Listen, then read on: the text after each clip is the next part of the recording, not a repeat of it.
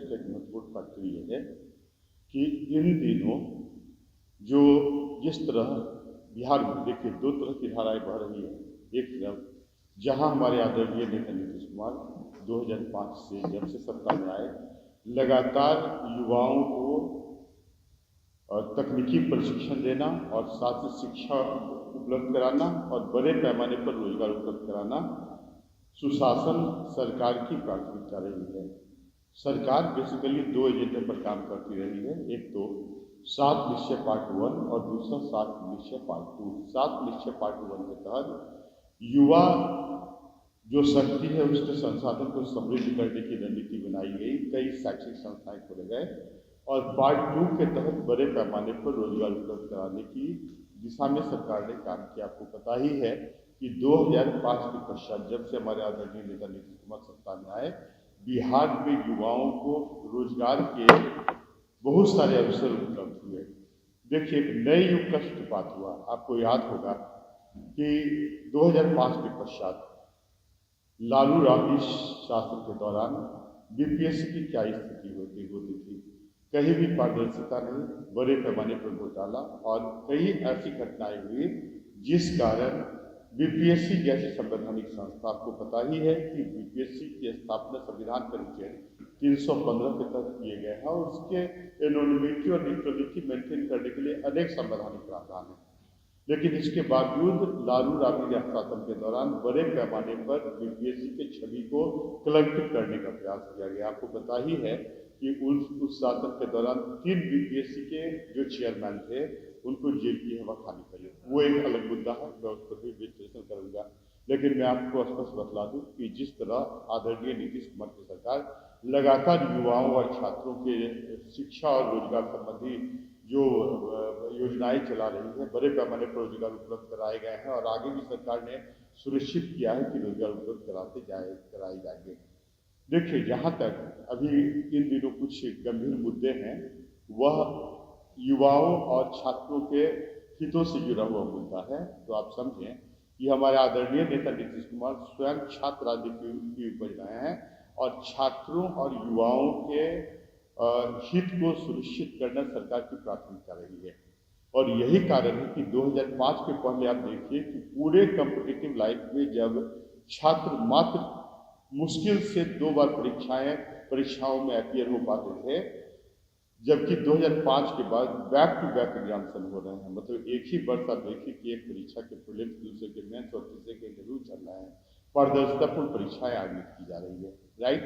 कहीं भी उस तरह के धांधली की कोई भी घटनाएं नहीं होती। और आपको पता ही है कि बिहार सरकार ने है ना जो कदम उठाए हैं कि किसी भी तरह के कदाचार से निपटने के लिए जो सख्त कानून बनाए गए हैं उस तरह के कानून पूरे भारत में नहीं है। तो सरकार तो उसके लिए संकल्प है, लेकिन कुछ शरारती तत्व सरकार के छवि को बिगाड़ना चाहते हैं। नेता नीतीश कुमार जब से सत्ता में आए उन्होंने पारदर्शिता पर सर्वाधिक महत्वपूर्ण ध्यान दिया और कभी भी बीपीएससी के क्रियाकलाप पर कभी भी हस्तक्षेप की नीति उन्होंने नहीं अपनाया। छात्रों को जो दिग्भ्रमित करने का जो प्रयास नेता प्रतिपक्ष कर रहे हैं और कुछ मुट्ठी भर लोग कर रहे हैं, ऐसे शिक्षक भी कर रहे हैं जिनको यूपीएससी और यूपीएससी के पठन पाठन से कोई मतलब नहीं है, जो दरोगा और एसएससी की तैयारी करवाते हैं उन्होंने नेतृत्व प्रदान करना प्रारंभ किया और नेता प्रतिपक्ष ऐसे लोगों के को और हवा दे रहे हैं जो दुर्भाग्यपूर्ण है और बिहार के युवाओं के हितों में नहीं है।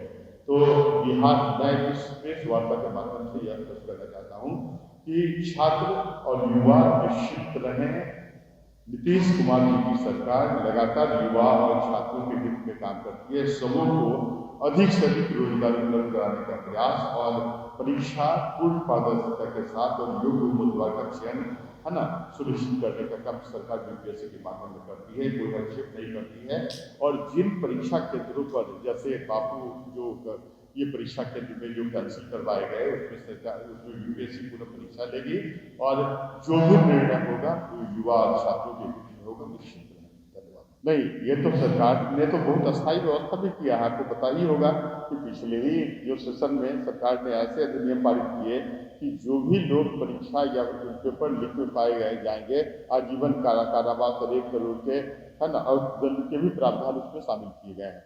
तो बिहार सरकार तो उस दिशा में काम कर रही है। बिहार सरकार या जब से हमारे आदरणीय नेता नीतीश कुमार सत्ता में है, छिटपुट घटना या इस तरह के हम कह सकते हैं कि एक लोगों के बीच डाइवर्ट करने या युवाओं और छात्रों को डाइवर्ट करने के लिए इस तरह के कुछ माहौल तैयार किए जाते हैं, लेकिन सरकार को दृढ़ संकल्प है इस बात के लिए। तेजस्वी यादव पर बड़ा गंभीर आरोप लगा रहे हैं। तेजस्वी यादव की बात क्यों छात्र सुनेंगे ज्यादा?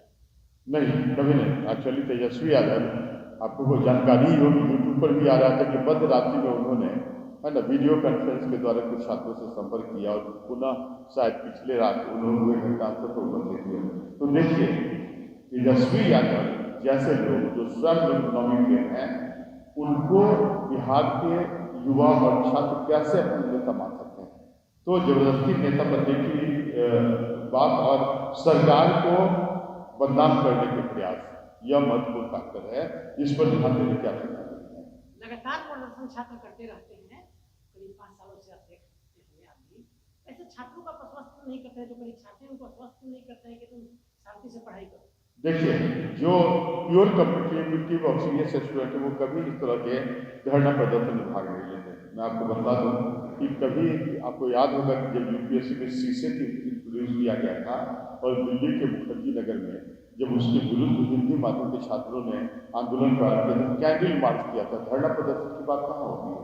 तो धरना प्रदर्शन तो माहौल खराब करने की साजिश है, जैसा और ये विपक्ष के द्वारा प्रायोजित एजेंडा है कि सरकार को बदनाम किया जाए, क्योंकि आप जानते ही हैं कि लगातार आदरणीय नेता नीतीश कुमार ने जिस रोजगार उपलब्ध कराया है, तो संपूर्ण भारत बिहार को एक महत्वपूर्ण एम्प्लॉयमेंट का डेस्टिनेशन मानता है। बापू जो केंद्र है परीक्षा केंद्र में, उसमें भी अधिकांश छात्र सीरियस प्रवृत्ति के हैं और मान लीजिए कि कोई घटना हुई और सीधे ब्लाइंडली सरकार को कैंसिल ही कर सकती है, उसके लिए जांच आयोजित की गई। अभी देखिए ईओयू पर जांच गठित की गई है और उसने प्रतिवेदन दिया कुछ छात्रों के विरुद्ध जो इस तरह के असामाजिक तथ्य, छात्र नहीं है, असामाजिक तथ्य, उनके विरुद्ध कार्रवाई भी की गई है।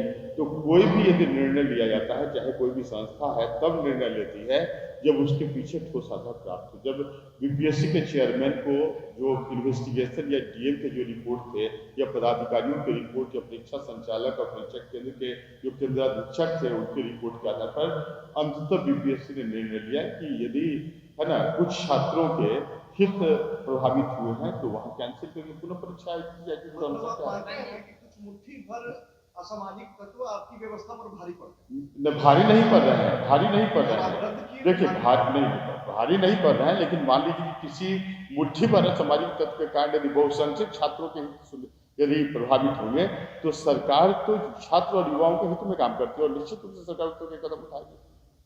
उसका खामियाजा दूसरे छात्र क्यों, सीरियस कैंडिडेट क्यों पेट्रोली? एक तरफ आयोग कहती है कि नॉर्मलाइजेशन लागू नहीं होगा, दूसरी तरफ एक परीक्षा केंद्र पर परीक्षा स्थगित की गई है, फिर सेवा परीक्षा होगी। ऐसे में एक ही परीक्षा के लिए दो तरह के प्रश्न दिए जाएंगे। ऐसे में आपको नहीं लग रहा है कि कहीं ना कहीं छात्रों के साथ नाइंसाफी हो रही है? आपने बहुत अच्छा प्रश्न किया। मैं आपको बतला दूं कि नॉर्मलाइजेशन तो छात्रों को भ्रमित करने की एक साजिश थी। कहीं भी नोटिफिकेशन में नॉर्मलाइजेशन की बात नहीं थी, राइट?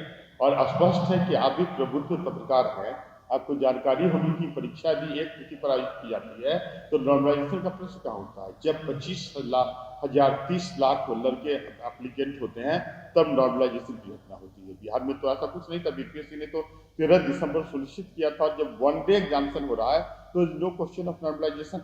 अब जहां तक आपने प्रश्न उठाया कि एक केंद्र पर आयोजित की जा रही है, तो आपको बतला दें कि इसके पहले भी 66 बीपीएससी परीक्षा में कुछ इस तरह की घटना हुई थी और केंद्र पटना उच्च न्यायालय ने इसमें दिशा निर्देश दिया था, तो सरकार ने उसका पालन किया।